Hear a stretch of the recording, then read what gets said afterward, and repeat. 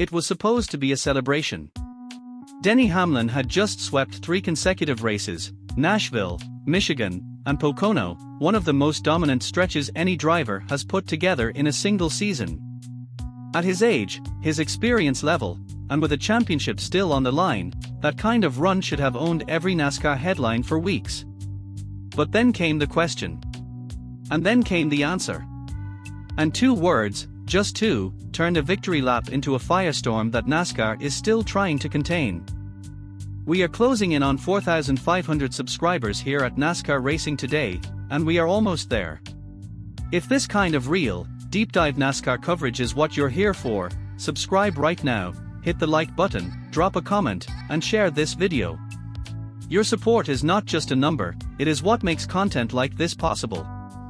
Every single subscriber matters. Now let's get into it.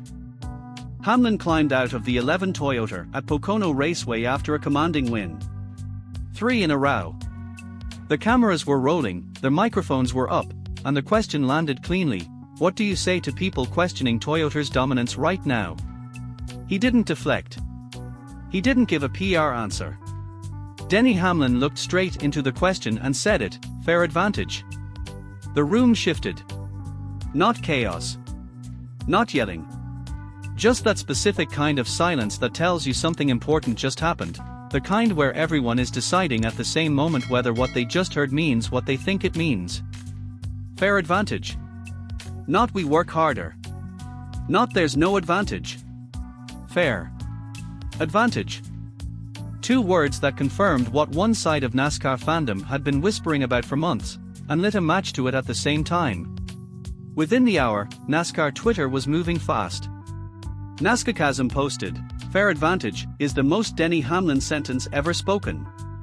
Clayton Fleesner wrote, "Denny just said the quiet part loud and Toyota fans are sweating trying to explain it." NASCAR_Unlocked put it plainly, 3 wins in a row, and the response is fair advantage. That's not defense. That's a confession. These were not fringe accounts. These were followed, engaged, and reshared thousands of times within hours. The phrase had left the garage and entered the culture. Here is where the story gets more complicated, and more important. Denny Hamlin is not just a driver. He is the co-owner of 23XI Racing, the team he built alongside Michael Jordan. When a driver defends their manufacturer in a post-race interview, it reads as competitive loyalty. When a team owner does it, it carries institutional weight. It becomes a position, not just a comment. So the question fans and analysts immediately started asking was not just what did he mean, it was who was he speaking for. Was this Hamlin the driver defending Toyota's engineering? Was this Hamlin the owner protecting 23C's competitive standing? Or was this something calculated, a deliberate choice of language by someone who knows exactly how his words land? The real Stacey_K on X captured the tension well. Hamlin wears 2 hats in this sport. When he talks about fair advantage, you have to ask which hat he had on.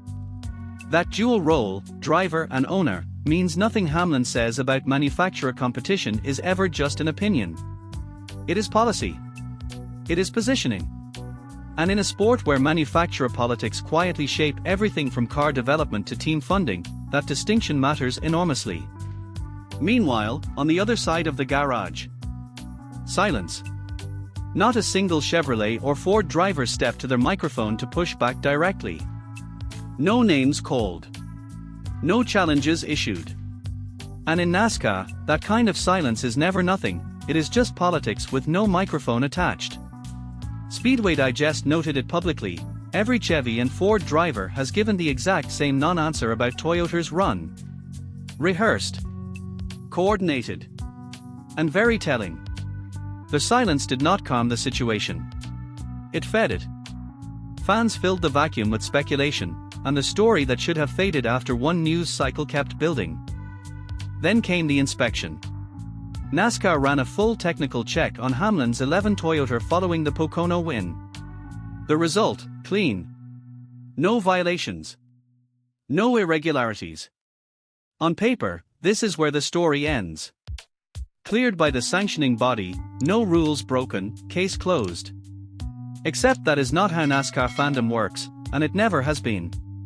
Dirt Road Racer _ said what a large portion of the fanbase was thinking: NASCAR cleared the car. Cool. They also cleared Kyle Busch 3 times before the truth came out about other stuff. Cleared doesn't mean not happening. The absence of a violation did not kill the conversation. It actually deepened it, because now there was no rule broken to point to, no smoking gun, no villain in the inspection bay. What remained was something harder to argue against: structure. Because the real debate, the one the fair advantage phrase accidentally opened, was never entirely about cheating.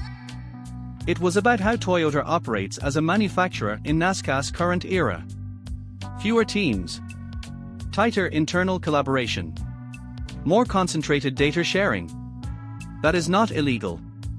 But it does raise a legitimate structural question: is consolidation itself an advantage? NASCAR Analytics Hub framed it this way: Toyota has fewer Cup teams than Chevy or Ford, but their inter-team data sharing structure is reportedly more centralized. That's not cheating. But it's also not a level playing field by design. This is the question that NASCAR has not been willing to answer publicly, and the one that Hamlin's 2 words accidentally forced into the open. Who controls the architecture of this sport? Who benefits from fewer, tighter manufacturer alliances? And is the current rules framework equipped to address competitive imbalances that emerge not from cheating, but from smart organizational strategy?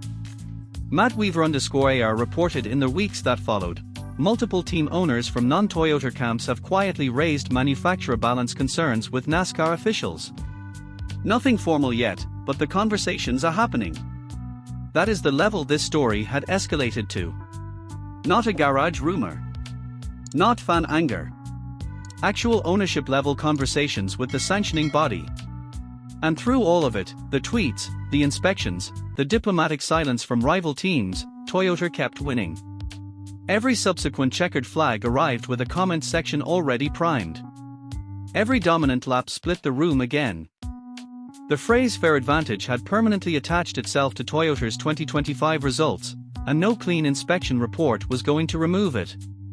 Denny Hamlin himself addressed the ongoing noise in a follow-up post on X: "We prepare harder than anyone. We earn what we get. The results speak." Short. Direct.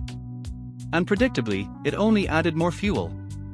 Here is the irony that sits at the center of this entire story: Hamlin's original comments were almost certainly meant to end the controversy. A confident, matter-of-fact defense of his team and manufacturer. Instead, fair advantage became the headline, the debate topic, the phrase that defined a month of NASCAR coverage. The harder he pushed back, the more people leaned in. The more he defended Toyota, the more fans questioned what, exactly, was being defended. NASCAR cleared the car. Hamlin defended the team. Toyota kept winning.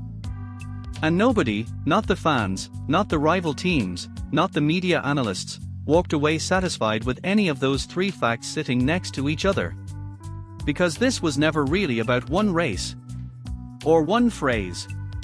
Or one post-race inspection. It is about who is winning this sport right now, and whether the way they are winning it is something the rest of NASCAR is prepared to accept. Denny Hamlin did not start this conversation. He just made it impossible to ignore. If you just watched this entire breakdown, drop a comment below: do you think Toyota's run is a fair advantage or something more? And share this video with any NASCAR fan who needs to hear the full picture. If you enjoy real NASCAR breakdowns like this, you'll like what's coming next.